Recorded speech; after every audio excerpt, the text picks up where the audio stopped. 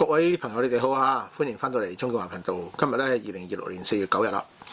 咁今日咧就朝早起身，我都係習慣性咁睇下有啲咩新聞題目需要跟進同埋留意啦。咁大家知道我以往喺香港都有長期都有進行一啲民調嘅工作，所以對民調嘅數字咧就特別敏感嘅。咁今朝咧睇到有位朋友佢引述咗一個調查嘅結果啦。就發覺原來咧喺歐洲主要國家咧，對於美國嘅觀感咧正在急速變壞啊！將美國視為威脅嘅人口比例咧急速上升，有啲國家咧已經超過一半啦啊！譬如喺西班牙咁樣啊，西班牙總理最近對呢個美國特朗普總統就即係冇好説話講啦嚇。咁原來咧亦都反映緊西班牙嘅實況嘅，將超過一半嘅人口咧視美國為一個威脅。咁而普遍喺歐洲主要國家裏邊咧，對美國嘅觀感改觀，視之威脅嘅比例咧，正係持續上升。有好幾個國家啦，視美國為威脅嘅比例咧，已經高過視佢為競爭對手嘅比例，甚至高過視之為一個伙伴嘅比例。咁呢個咧一個好。即係我個人覺得係一個好危險嘅信號，而且咧引述嘅調查機構咧都係一個有公信力機構，我即時亦都上網 check 翻一啲其他喺歐洲進行緊嘅民調機構所作出嘅調查啦，結果咧大致相若啊。咁除咗朋友引述嘅 YouGov 呢個機構做嘅調查之外啦，睇翻即係其他嘅。即係調查機構啦，包括皮尤中心啦嚇，都係一個相當之有公信力嘅機構啦。包括呢個歐洲呢個對外關係委員會進行嘅調查啦。咁基本上咧得出嘅結論都一致嘅，即係對美國觀感嘅改觀，或者講得清楚啲，對美國觀感嘅變壞咧係一個普遍存在，而且係趨勢明顯嘅一個轉變啊。咁呢個相當清楚㗎啦。咁頭先我講咗啲數字啦嚇，西班牙咧而家有51%嘅人口咧視美國為威脅。意大利啦，嗱，意大利嗰位女總理咧文洛尼咧，本應就同阿特朗普嘅老友㗎嚇，即係舊年年底之前佢仲即係經常呼應嘅特朗普嘅講法。但係近呢幾個月咧，呢位女總理嘅言論咧已經有明顯嘅轉變，亦都同阿特朗普唱反調啦啊！咁原來咧，意大利啦喺意大利國內啦係有46% 嘅人口啦係視呢個美國為威脅嘅，視之為競爭對手嘅得19%，視之為盟友嘅得11% 啊！咁所以咧就即係相當之即係如果加埋視之為緊密嘅戰同盟嘅嚇，只係得11%啊！咁加埋晒視佢係盟友嘅咧，只係佔1/3。咁呢啲咧就係意大利嘅情況。咁啊，其他國家譬如比利時啊、法國啊，程度上有差異，但係趨勢都係相當之一致嘅嚇。咁就係美國咧，原本係國際社會西方秩序或者話戰後嗰套跨大西洋嘅防禦系統，以至全球即係普世價值嘅一個大佬啦嚇。咁咧今日咧就竟然成為佢嘅緊密盟友眼中嘅一啲威脅，咁呢個咧係相當之有即係政治含義嘅一個轉變嚟㗎嚇。咁我提到嘅咧嗰啲研究結果咧，都係一啲重要嘅民調機構，都係有公信力嘅民調機構，包括皮尤中心啊嚇、歐洲對外關係委員會啊，即係所謂 ECFR 啊嚇，同埋一啲大學同埋專門嘅民意研究機構做嘅調查，咁所以咧就有啲亦都係一啲為各國嘅政治團體、政黨或者議員啦提供資訊嘅一啲智庫組織。咁呢啲機構嘅調查結果啦，除咗反映現實之外啦，對於歐洲特別喺議會層次、政府層次調整對全球嘅關係同埋策略咧，都係有一定嘅影響力嘅。咁所以咧，呢個亦都係唔可以忽略嘅一個結果嚇。咁我覺得咧，就頭先講咗啦，就51% 嘅西班牙人視美國係威脅，只有16% 視之為競爭對手。意大利咧就46% 人視之為威脅，咁咧只有18% 視之為競爭對手，視之為伙伴嘅只係得翻33% 啊。法國呢個比較有代表性國家啦。咁咧視以美國為威脅嘅咧有37%，超過1/3啊。視之為即係競爭對手嘅咧，亦都要佔咗29%。咁視美國為伙伴嘅啦，夾埋只係得翻30%，1/3都唔到啊。德國嘅情況咧就好少少啊。德國因為好依賴美國嘅軍事嘅防衛嘅嚇，因為佢亦都同俄羅斯嘅邊境接壤啦嚇。咁咧就德國咧就有30%嘅人口視呢個美國為威脅啊。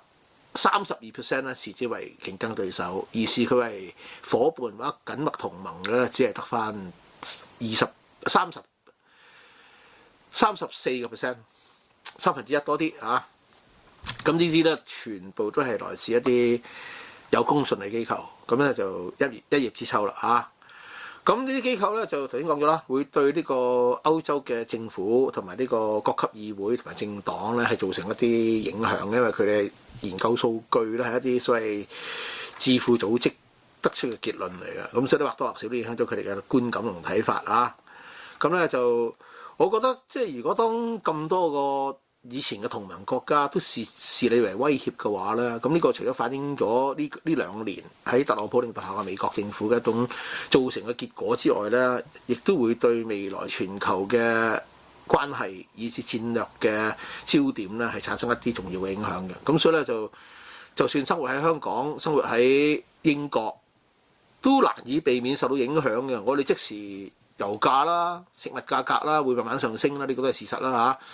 據講，即係因為啱啱琴日停火協議都唔夠24小時嚇，咁咧就以色列轟炸黎巴嫩啦，令到伊朗咧又話要再封閉個海峽，咁咧就而家咧就令到特朗普咧就又試禮啦啊！之前就話要傾，而家咧就話會採取一個嚴厲嘅制裁措施，同埋咧會唔排除再轟炸咁樣啊！咁咧就而且喺個講法裏邊咧，有一啲報道講到咧，因為香港係喺過程裏邊扮演咗一啲白手套嘅角色啦，咁所以咧就香港可能都受到影響咁。真定假我唔知啦嚇，而家驗證唔到啦。但係有啲咁嘅講法，咁咧所以咧就我哋每一個人都係冇得避嘅，呢個先係最大嘅問題嚇，最大問題啊！呢種轉變咧，即係呢種對美國觀感嘅轉變咧，全世界都係啦。對美國觀感嘅轉變咧，特別係西方盟友對美國觀感嘅轉變啦，即係帶嚟嘅影響咧，可以係好嚴重嘅嚇。短期嚟講，即係已經見到㗎啦。歐洲嗰種戰略自主嘅趨勢咧已經形成。其實呢個喺舊年美國竟然幫普京割禾青，要逼呢個澤連斯基投降嘅時候咧，其實呢個跡象已經見到㗎啦。因為咧，大家知道喺2022年，當俄羅斯發動對烏克蘭嘅侵略嘅時候咧，當時歐盟以至北約嘅睇法相當之一致嘅。即係雖然呢個烏克蘭唔係即係北約成員，北約冇需要啟動所謂佢哋條文即係所謂即係北約嗰個即係相關條文嘅第5項去集體防禦，但係咧當時歐盟、北約包括美國咧都視為即係如果即係普京咁樣嘅侵略行為可以俾佢成功嘅話咧，烏克蘭係一個主權獨立國家，而佢嘅獨立性咧係喺佢放棄佢嘅核武嗰陣時咧得到進一步確認，同埋咧得到西方社會保證佢安全嘅。中國都有份㗎啊！咁但係而家俄羅斯侵略烏克蘭之後咧，就算佢未係北約成員，但係歐洲覺得如果呢個咁嘅先例俾俄羅斯開到嘅話咧，咁歐洲其他國家或者北約其他成員咧就會受到直接嘅危險，包括咗當時嘅波蘭就最危險啦啊！到到後來加入咗北約嘅芬蘭，佢都係因為俄羅斯戰爭而加快咗個加入北約程序嘅啊！即係對於後來加入嘅芬蘭、瑞典呢啲咧都係一樣，佢哋都係同俄羅斯即係關係即係比較貼近嘅喺邊境上面。咁呢啲咧都係一種威脅，咁所以咧就當時整個跨太平洋嘅聯盟，包括北約同美國咧，都係話即係唔可以俾特朗普唔可以俾普京係偷到雞啊，咁所以咧就先至全力支持烏克蘭嘅抵抗啫嘛。但係舊年特朗普竟然一反常態，紅地毯去歡迎普京，又即係喺同澤連斯基見面嗰時咧就多番凌辱啊，逼佢投降，逼佢割地，然之後舉一大堆不成理由，唔忍心見到人咁多人死亡咁樣。咁你而家你又炸伊朗，你又話要將佢哋送回石器時代，即係雙重標準，極之虛偽係嘛？咁但係點都好啦。咁舊年喺歐洲嗰個即係喺呢個烏克蘭戰事裏邊，美國嘅轉向咧，咁令到歐洲咧即時已經出現咗一個即係戰略自主嘅趨勢。呢個趨勢咧係美國逼佢出嚟嘅，因為你要防衛嘅，你靠自己，你自己生產多啲武器，俾多啲軍費咁樣啦。咁你第一你逼佢俾多啲錢啦，咁自然我俾多咗錢嘅話，我就唔一定要跟住你呢個大佬噶咯喎，我係有自己嘅自主性噶咯喎，係嘛？即係呢個即係美國過去能夠成為大佬咧，因為佢願意付出更多嘅資源同軍力去捍衞歐洲啊嘛，啊！咁呢個唔可以簡單講話歐洲揾你笨嘅喎，即係。你係以呢個咁嘅做法換取咗成為呢個國際大佬，令到過往幾十年咧，歐洲係對美國差唔多可以講係言聽計從，係嘛？咁但係你而家反面要歐盟放棄或者北約放棄佢哋嘅即係價值標準，要幫呢個佢哋嘅主要敵人俄羅斯割禾青，而家跟住要佢哋要不斷揶揄佢哋、批評佢哋、恥笑佢哋啊！然之後要佢哋俾多啲錢，咁好俾多啲錢咯。俾多啲錢嘅話，自然就話即係跟住落嚟，我就唔必定要對美國言聽計從。咁呢次喺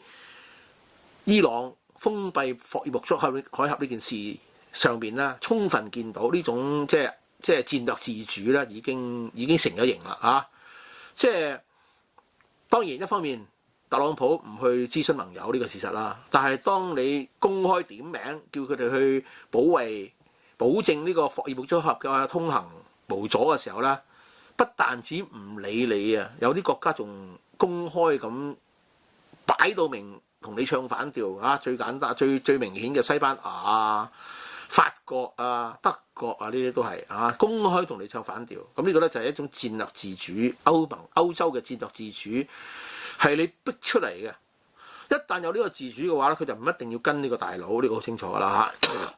咁呢個戰略自主好處就係歐盟或者北約會有一個唔計美國嘅北約啦嚇，會有一個較為獨立嘅基於自己嘅價值同埋自己嘅利益去作出嘅反應啦，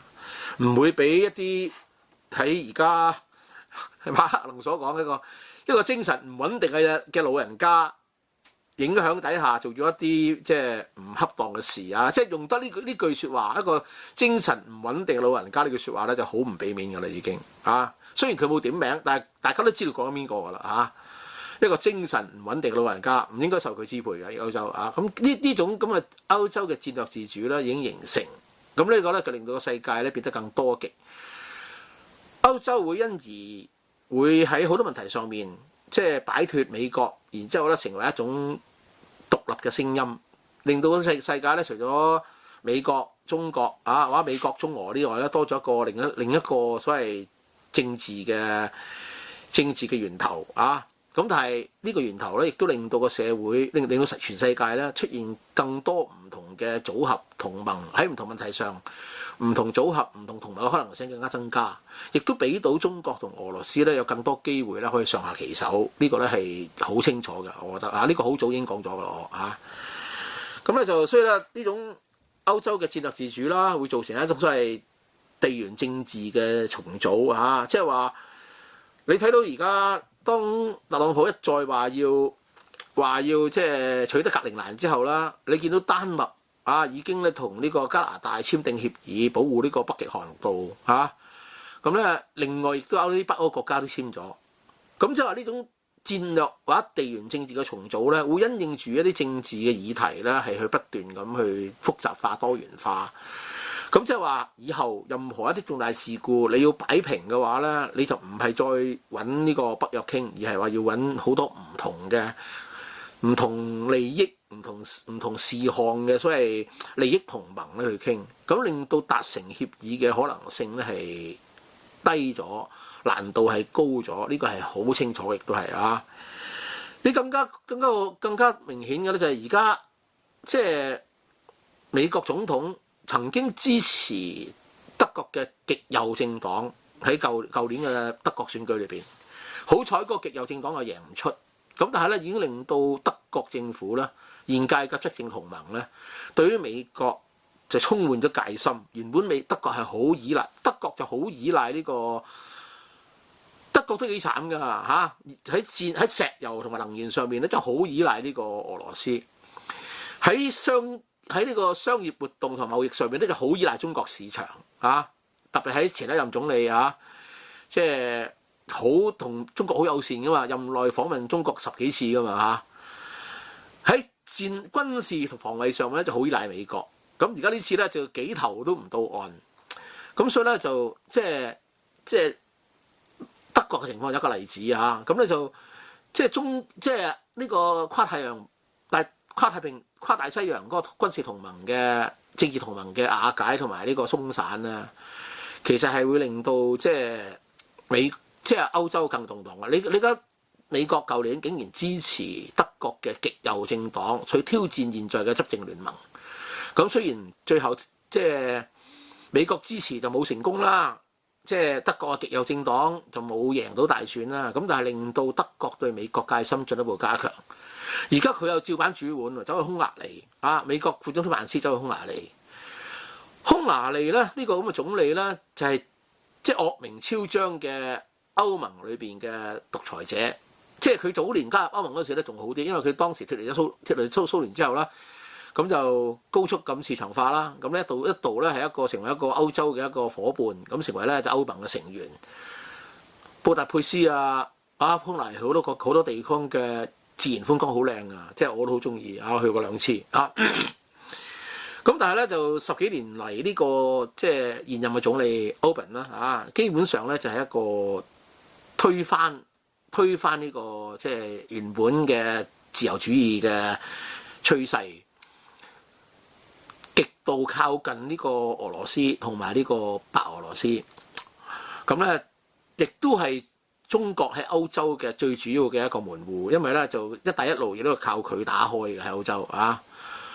咁過往幾年部分落咗搭歐洲一帶一路嘅國家咧都褪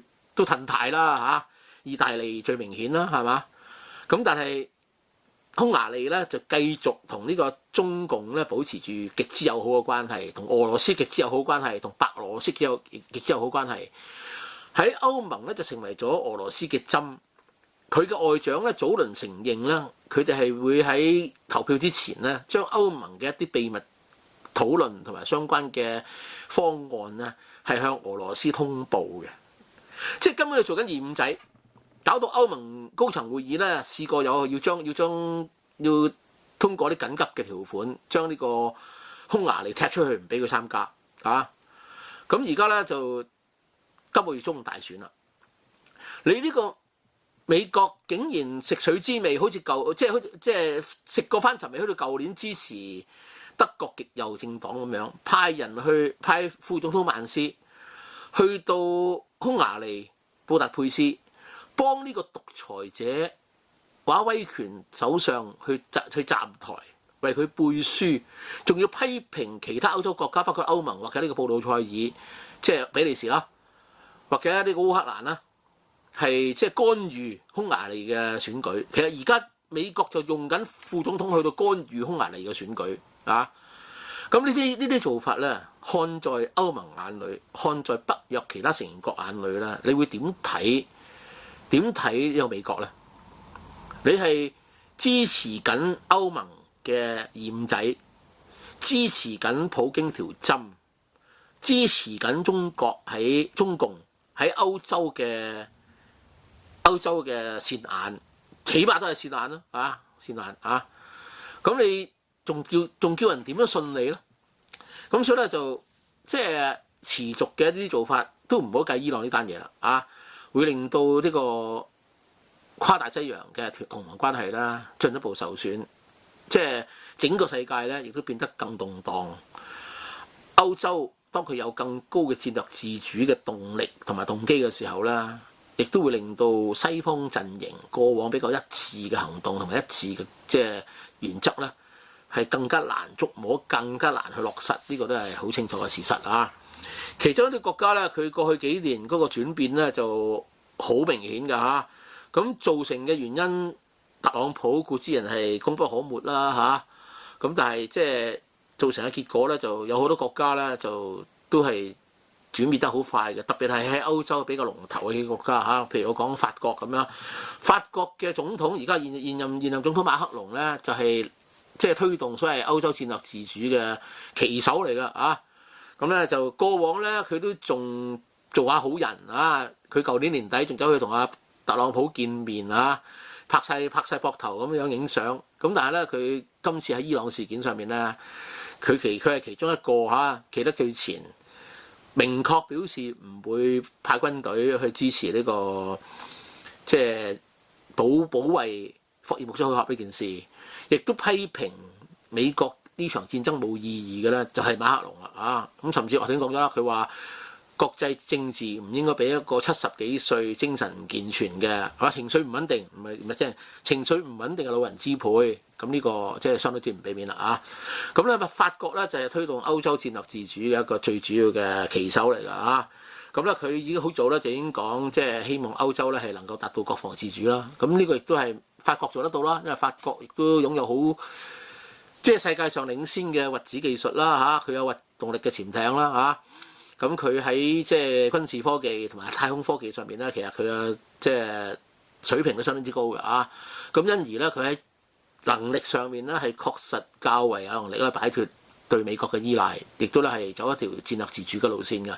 咁所以馬克龍咧推動緊歐洲咧都要普遍咁走呢種戰略自主啊，咁咧亦都明確講咗即係。佢要推行一種外交路線上嘅第三道路啊，即係認為歐洲咧唔應該成為美國或者中國兩邊嘅爭取嘅棋子。佢哋知道美國又想爭取佢，中國又想爭取佢啊，但係咧就佢唔會成為美國對華策略嘅棋子，亦都唔會成為唔會成為中國啊突破歐洲集體性對中國防禦嘅棋子咁樣。即係佢好清楚㗎，中共就希望利用法國同美國嘅分歧去揾到突破口。重啟翻呢個中歐投資協定啊嘛，咁但係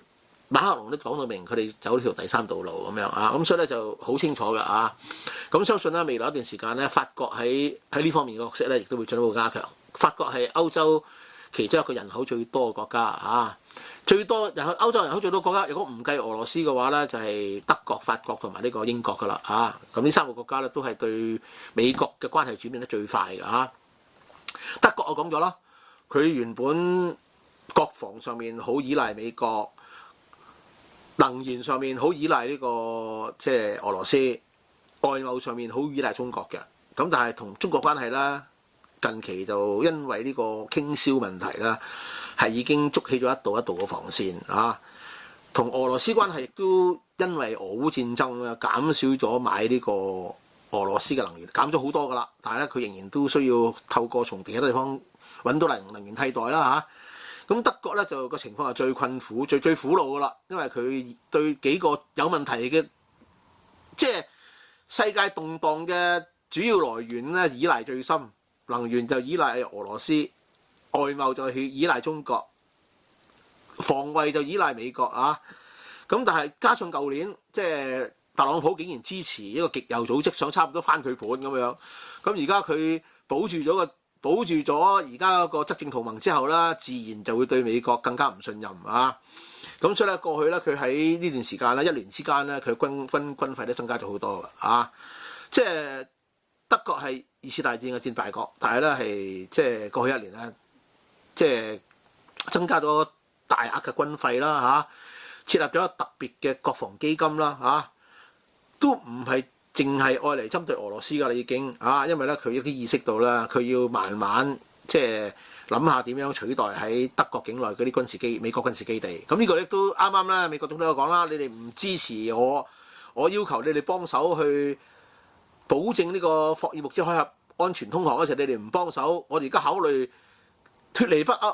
北約啊，或者話咧，起碼咧就你啲羅比奧話啊嘛，啲軍事基地竟然喺美國針對伊朗轟炸時唔用得，咁我點解要擺啲軍事基地？咁呢啲講法咧有少少誤導嘅，啲軍事基地係幫緊美國嘅，亦都係啊。咁但係點都好啦，如果真係美國要掹走喺德國軍事基地嘅話咧，咁德國亦都需要為自己即係填補翻呢個喺國防上面嘅空洞位咧，都係需要啲準備㗎。所以咧，佢軍費會不斷增加啦，有個特殊嘅國防基金啦。咁咧就喺能源上高速咁希望去俄羅斯化啦，亦都去中國市場化啦。咁而家咧就可能喺國防上都要去呢個美國化嚇。咁但係咧就而家呢位德國總理咧，似乎亦都係喺呢方面嘅決心咧，都係相當之明顯嘅啊。咁你呢個咧就如果德國、法國呢兩個歐盟嘅龍頭大佬都係咁嘅態度嘅話咧，咁歐洲其他國家嘅情況咧就即係可想而知啦嚇。除咗匈牙利之外啦，即係歐洲而家大部分國家同歐盟嘅大部分國家咧，對美國嘅態度都係轉趨冷淡嘅嚇。有啲咧轉得好快添，譬如丹麥啊、北歐幾個國家呢啲咧就對美國嘅懷疑咧相當之重嘅。咁如果喺德國同埋法國帶頭底下咧，佢哋確實有可能咧係加強咗個戰略自主，或者話咧令即係德國同法國咧成為咗歐洲嘅戰略重心，然之後咧就成為咗建立一套所謂歐洲戰略自主嘅一個旗手嘅作用。咁不過最後咧講講英國，英國咧就當然唔係歐盟啦，但係英國甚至可以講係美國喺歐洲最重要嘅盟友啦。過往幾十年咧，英國對美國咧可以講係言聽計從啊，每一屆政府都係㗎啦啊。但係最近即係就算工黨而家呢位首相 Starmer， 佢本身咧都對呢個特朗普咧相當之客氣，保持住相當友好關係嘅。但係經過呢次嘅伊朗戰爭之後咧，你見到咧佢第一次用一啲較強烈嘅語言咧回應啦啊！佢講到明，你美國總統話美國政府對我嘅多番批評同侮辱咧，都係想逼我派軍去參與你哋一場不屬於我哋嘅戰爭啫嘛。我係唔會派我哋嘅子弟兵咧去為一場不屬於我哋戰爭咧係送死嘅咁講。咁呢個咧可以講係近幾十年來英國首相對美國總統最強硬嘅一次回應啊！我希望呢位英國首相可以對中共都一樣咁強硬啦。大家知道佢對中國就即係好軟弱㗎嘛態度啊。希望佢對中國都係咁強硬啦。但係點都好啦，佢能夠突破過往嘅框框，用一種咁嘅方式回應美國總統咧，都係一種進步。咁確實英國唔應該俾美國牽着鼻子走啊！即係而家擺出一個江湖大佬姿態，好似佢講乜你都要聽咁嘅話啦。我覺得我生活喺英國，我都覺得唔過癮啊！佢甚至支持過呢個改革黨，而家改革黨都話唔會支持即係美國軍事行動，甚至話咧同意英國首相喺伊朗戰爭上面嘅立場。可想而知啊！喺英國啦，喺英國特朗普啦，漸漸變成咗票房毒藥。呢個連改革黨都要某程度上同佢劃清界線啊！咁近期嘅情況啦，即係英國已經同法國簽署咗一啲新嘅條約，令到英國同法國之間嘅關係咧加強。咁咧就已經講到明㗎啦，進一步會更親近歐洲。當然英國重新加入歐盟嘅可能性短期之內唔大，但係咧就我相信喺戰略重點上面更加依賴歐洲呢個趨勢咧慢慢形成。我頭先講咗，希望我哋嘅英國首相咧係真係有啲吉士，唔好再對一個唔合理嘅美國政府同總統咧係俯首帖耳，亦都希望佢呢種咁嘅態度咧可以延伸到去對中國嘅態度係咁樣啊。咁但係點都好啦，而家個咁嘅格局同形勢咧，我相信喺世界各地生活，你喺香港生活又好，喺英國生活都好，都有個心理準備。未來嘅世界咧會變得更加多元多極，亦都會有更加多機會咧俾到俄羅斯、中共咧係上下其手、混水摸魚。所以咧，我哋要第一自己綁好安全帶啦。第二咧，亦都唔好太過容易受一啲煽情嘅極右嘅嘩眾取寵嘅一時間聽嚟好過癮，講落好過癮嘅説話咧，支配咗我哋嘅思考。每個人咧係擘大對眼睇清楚現實咧，呢個先係最重要嘅啊！今日講到呢度，希望大家繼續支持、點讚、訂閱、分享鍾劍華頻道，多謝咁多位。